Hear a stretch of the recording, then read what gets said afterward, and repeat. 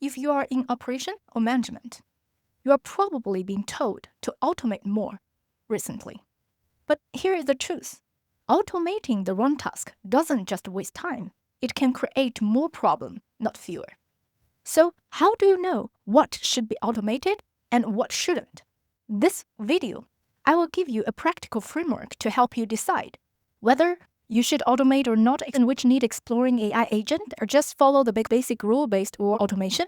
This principle will keep you from wasting budget and burning trust inside your organization. Why this matter? Automation isn't just about efficiency. It's about scaling without breaking things. But if you are just get started, it's hard to know where to begin. Not every task is a good candidate for AI automate. Some need better system, others need better people. Let's break it down. Welcome back to my channel. My name is Celine Xu, an AI and data strategist at a global enterprise with 11 plus years of hands-on and leadership experience in machine learning and AI. I specialized in helping organizations build and refine their AI and ML solution for better business impact. One of my core missions is to bridging the gap between business and tech team, and to leverage AI and data for human-centric decision-making that drive better results. What to automate first? First, repetitive, rule-based task. The best process to automate is tend to be repetitive, high volume, and simple rule-driven tasks. Think like data entry, routine reporting, moving information from one system to another. These tasks are boring for people, but perfect for machine. They reduce the error, increase speed, and free up your team for more strategic work.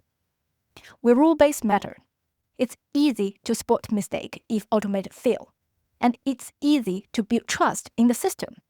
And no advanced AI logic required. Just follow the steps.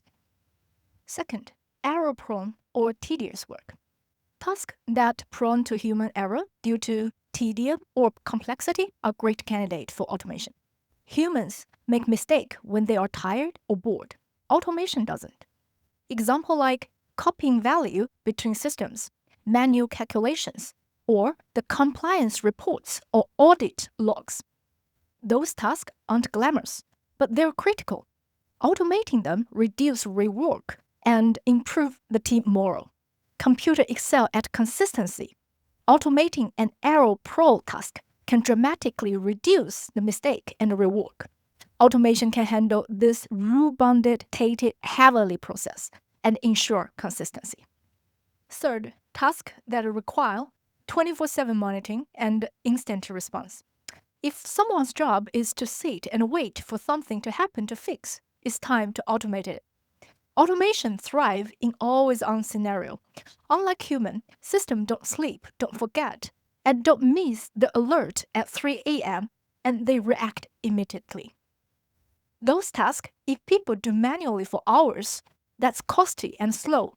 Automation could cut that, reduce the risk of human oversight, and always available. Ask yourself, are we paying people just to watch for the things to going wrong? Use automation for that.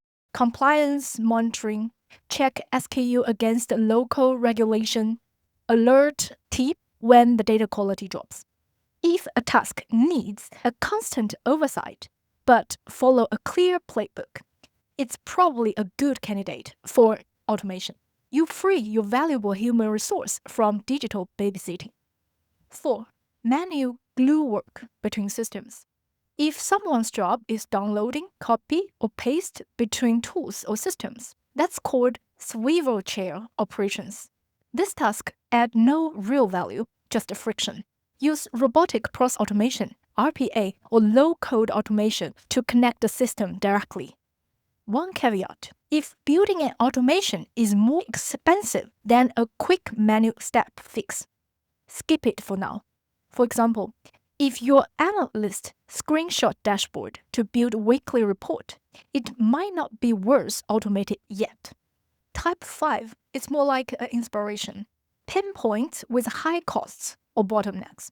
You can start to check your operational pinpoints, high labor cost, frequent need for additional manpower, or bottlenecks where the work pipe up because human can't keep up. If those pain points often overlap with other criteria like repetitive, high-volume task, simple rule-based, and they indicate a good automation opportunity. Remember here, pain equals to opportunity. If a task regularly frustrates your team or delay the delivers, automate it. Some rules can help you make better selection, especially at the beginning of you and your organization's automation journey. First, prioritize those tasks have clear rule, simple rule. Simple automation plus clear success equals to organizational buy-in. Complex automation plus ambitious results equals to resistance and skepticism. Your first automation project should be a obvious win that builds confidence, not experimental moonshoots that build anxiety. Second, choose tasks you understand well and that have stable, well-defined process. It is difficult to automate something if even you don't fully understand how it's done manually. For example, if you have a process that only one guru knows how to do it, that's not a good start point. You need to first document it, standardize it, and then we can talk about how to automate. A good rule of thumb is if you can clearly define the rule and steps, you can probably automate. In that case, you can easily spot on and fix if anything went wrong. 3. Avoid automating a process that changes constantly or a process likely to be overhauled soon. Don't automate chaos. Automation works best for the process with a long shelf life.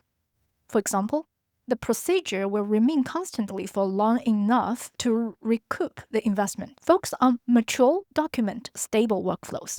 This ensures your automation won't break due to frequent process change or hidden complexity. 4. Considerate true cost efficiency. Automation only makes sense when it's cheaper and better than humans. If a manual task takes 2 minutes a week and costs less than an automation build, leave it alone. Here is what many overlooked. You don't need to automate everything, and you shouldn't. Remember, your people are your most valuable asset. Automation is here to amplify them, not to replace them. The real goal isn't automation, it's effectiveness. And why you automate at the first place is you want the work be done more efficient and improve cost efficiency. Now that we've covered what you should automate first, let's talk about what you absolutely shouldn't automate, at least not yet. First, the task you don't fully understand. If you can't explain exactly how things work today, don't automate it tomorrow. You'd just be automating confusion.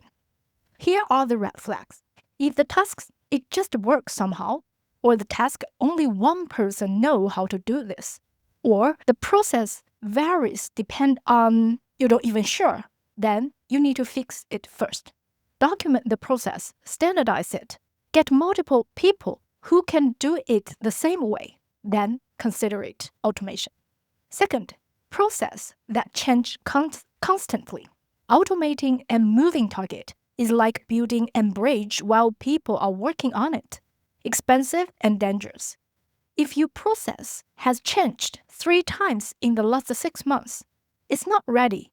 Wait until it's stabilized. Third, tasks requiring human intuition, creativity, expert knowledge, or relationships. These are usually not a good candidate to automate. Some work is inherently human, like strategic decision with incomplete information, creativity problem solving where there's no right answer, relationship building and emotional intelligence, navigating ambiguous situation. Don't try to automate your human expertise. Instead, automate the tedious work around it so the expert can focus on what that truly matters. 4. Low frequency, high variability task. You do it once a quarter, and it's different every time. The setup takes longer than you just doing it manually. For example, annual strategic planning, one-off special projects, ad hoc executive requests, infrequent reporting with constantly changed requirements. The test. If the task take 2 hours quarterly, and automating it would take 20 hours of setup, just keep doing it manually for now. Fifth, task where automation cost more than human cost. We covered this, but it bears repeating.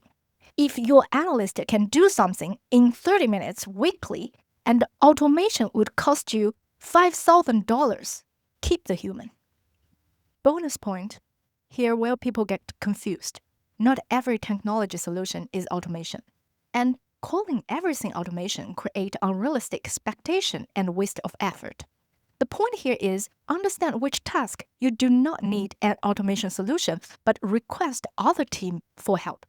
Here are some examples. The first one, system setting or configuration. What people think? We need to automate data validation or automate validation checking before submission within XX system. What it actually is, built-in system functionality that you just need to configure or enable. Some example like setting up data validation rule in your database, enable the validation rule in your CRM system, or set up a pop-up or notification rule when configuring the software.